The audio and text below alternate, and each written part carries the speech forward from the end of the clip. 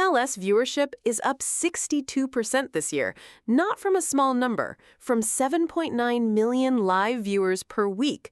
Youth soccer participation in the United States has grown 89% since 1994. Soccer now has the youngest fan base of any major professional sport in America, with an average age of 39. And the World Cup hasn't even started yet. What's about to happen this summer isn't just a football tournament. It's the second time in 32 years that the United States has hosted the biggest sporting event on Earth. And if history is any guide, nothing about American sports will look the same on the other side of it. To understand what 2026 means, you have to understand what 1994 did. Before the 1994 World Cup, the United States had no professional soccer league. The previous one, the North American Soccer League, had folded in 1984. There was no clear pathway for American players to develop professionally.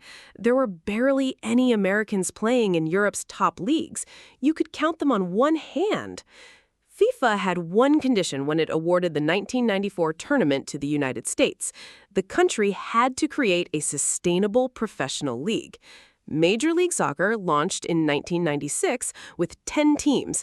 Today, it has 30.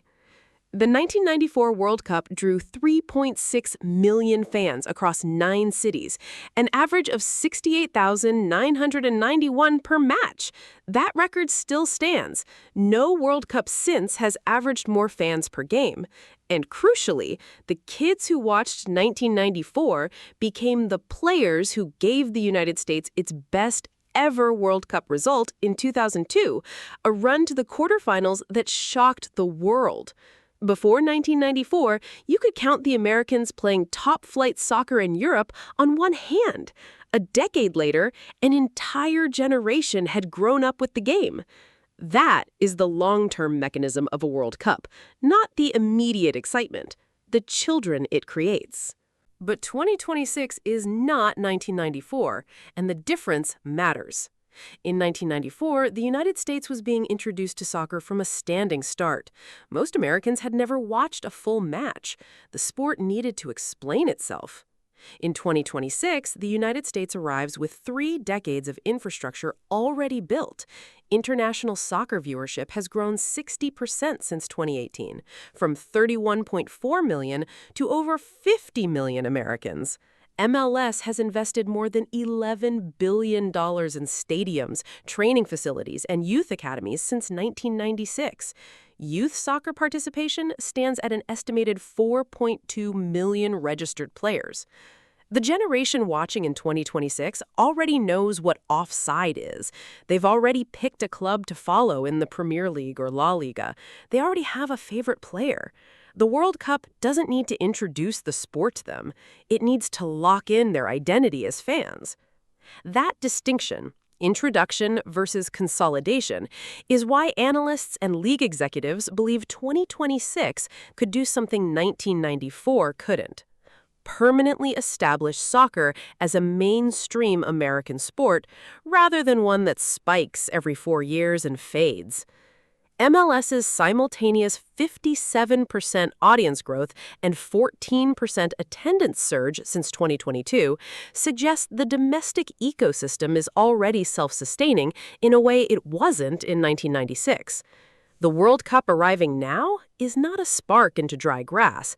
It is oxygen into a fire that is already burning. Here is the number that defines what is at stake this summer: 104. The 2026 World Cup will have 104 matches, the most in tournament history following the expansion to 48 teams. The 1994 tournament had 52.